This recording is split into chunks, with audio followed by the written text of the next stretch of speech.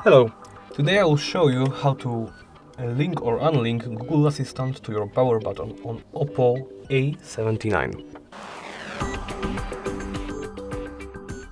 First, we will need to go to the settings.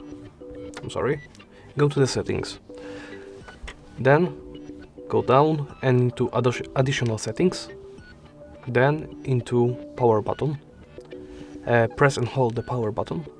And by default it's set to the voice assistant, but we can switch it between voice assistant and the power menu.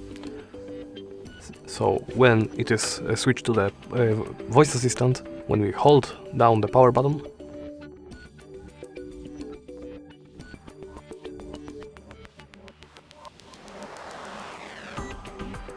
Google Assistant will turn on.